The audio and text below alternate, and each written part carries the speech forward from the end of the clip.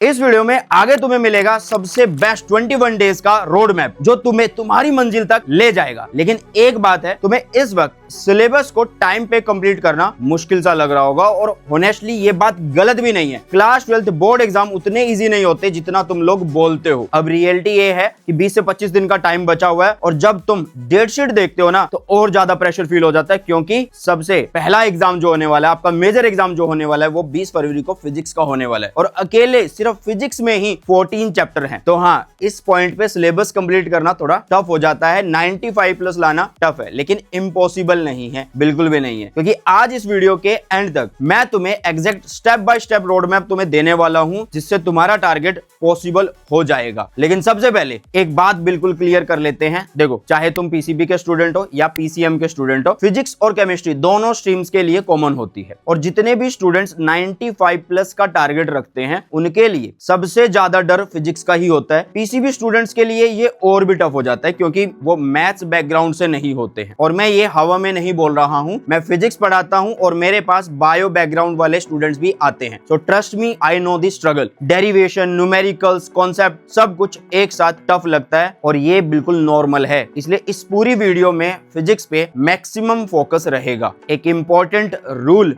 बहुत ध्यान से सुनना। सबसे पहले तो चैप्टर की लेंथ देखकर डरना बंद करो। और होनेस्टली बोलूं तो अब डिटेल में पढ़ने का टाइम भी नहीं है। अगर तुम अभी भी बुक खोल के ये सोच रहे हो कि आज पूरा चैप्टर पढ़ लूंगा, तो भाई ये सोच गलत है आपकी। अब सिर्फ एक ही चीज करनी है, वन शॉट देखने हैं, चैप्टर समझना है और पीवाईक्यू लगाने हैं। क्यों? क्योंकि बोर्ड्स में 30 से 40% क्वेश्चन रिपीट होते हैं, डायरेक्टली या इनडायरेक्टली सेम कॉन्सेप्ट से एक जैसे क्वेश्चन बनते हैं। तो अगर तुम्हारे पीवाईक्यू स्ट्रॉन्ग हो गए ना तो सिलेबस का डर ऑटोमेटिकली कम हो जाता है। अब ये लास्ट स्टेज चल रहा है और इस स्टेज पे तुम्हें सिर्फ इन चीजों पे फोकस करना है। कोर कॉन्सेप्ट को अच्छे से समझना है, क्वेश्चन प्रैक्टिस करो, 3 और 5 मार्क्स के जितने भी पीवाईक्यूज है सारे के सारे सोल्व करो। क्विक रिवीजन के लिए माइंड मैप, शॉर्ट नोट्स या मैंने जो 30 मिनट्स की वीडियोस बना रखी हैं वो आप लोग देख सकते हो और फॉर्मूला शीट को रेडी रखो। इससे ज्यादा करने की जरूरत नहीं है। अब मैं तुम्हें एक क्लियर ओवरव्यू दे देता हूं कि कैसे और किस ऑर्डर में पढ़ना है। फेज 1, तो सबसे पहले आपको फिजिक्स, केमिस्ट्री, मैथ्स, बायो इन सब का सिलेबस खत्म करना है। रूल सिंपल है, चाहे कोई भी सब्जेक्ट पढ़ रहे हो, पहले उसके इंपॉर्टेंट टॉपिक्स पढ़ो, फिर उन पे क्वेश्चन लगाओ और ये प्रोसेस रिपीट करो हर सब्जेक्ट के लिए। सेम स्ट्रेटजी फॉलो होगी भाई साहब। फेज 2 की अगर हम बात करें, फेज 2 में लैंग्वेज सब्जेक्ट जो है भाई साहब वो बच्चे इग्नोर कर देते हैं, तो लैंग्वेज सब्जेक्ट को इग्नोर नहीं करना है। ये सबसे कॉमन मिस्टेक होती है